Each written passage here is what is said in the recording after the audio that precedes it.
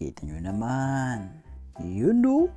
Hi guys, welcome back again to my vlog, and for this video kasama natin si Papa. Pupunta tayo sa umise or sa snack bar ni Mama. Nagkataon nga paglabas namin talaga na ulan. At syempre kami mga minions na gusto namin talaga pumunta sa snack bar. Ito, pumunta na kami ngayon kahit umuulan. Kasama nga pala dito si Papa kasi gusto niya raw na pumunta ng umise. Nagkataon naman ako wala naman din akong gagawin, kaya yung sinamahan ko na rin si Papa. Niloko niya pa nga ako, sinasabi niya miss na miss niya raw si Mama. Kahit na uulan, ito talagang pupunta kami. At talaga namang wala makakapigil sa amin. Napakalapit lang talaga ng bar ni Mama, lalo na kung ikaw ay magsasakyan. Dahil gusto nga ako minun ni Papa, ang sabi niya sa akin, hindi na muna kami magsasakyan, maglalakad na lang kami para safe na rin kapag kami uuwi, lalo na kung nakainom na daw siya. Kaya naman kahit ganito na maulan, sige, sugod lang.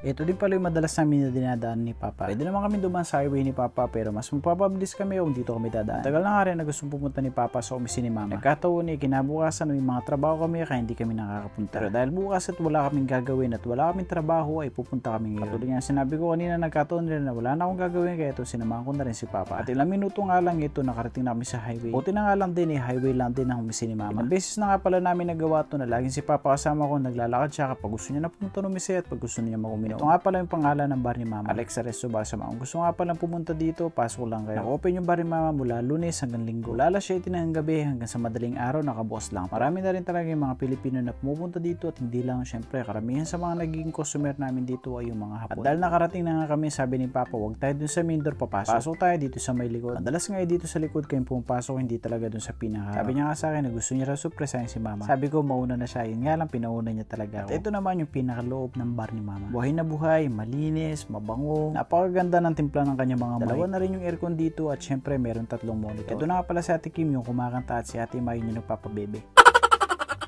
Madalas nga ako dito sa bar, lalo na kapag maraming ukyawsang o pag maraming bisita, tumutulong ako dito kila Mama. Sama ko naman si Papa lagi dito kapag may ginagawa kami. Pag may mga pinaparepair si Mama, kami na rin ang gumagawa ni Papa. Marami na rin talaga mga po yung pumapunta dito, lalo na kapag naririnig lang yung mga boses ng mga Pilipino na kumakanta, lalo sila napapibilib talaga. Sa karaoke ngayon talaga naman mag-enjoy, kaya kasi meron Tagalog, may English, syempre di mo wala yung mga Japanese song dito. Abay, natural, nandito tayo sa Japan.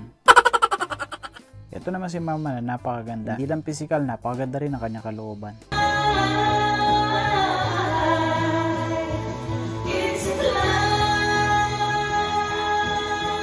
O diba, sample pa lang yan. Si Ate Kim nga pala, ilang beses na rin na sumali sa may Philippine Expo. Ang Philippine Expo ay taon na ginaganap sa may Tokyo. Yun na rin yung pista para sa mga Pilipino. At lalo na kapag ganito summer, naku, sarap talagang pumunta sa mga ganitong snack house. Bukod sa marirelax ka, panagurado mabubusog ka. Dahil napakasarap din talaga na magluto ni Mama. Kaya karamihan sa mga Hapon na pupunta dito ay nire-request yung ulam lagi ni Mama. Ang Filipino food at Japanese food na sinuserve dito. Mamaya-maya nga lang ay uwi na kami ni Papa kasi hindi siya pwede masobrahan ng alak. Katong po man din ako, hindi naman din ako uminom. Yun lang.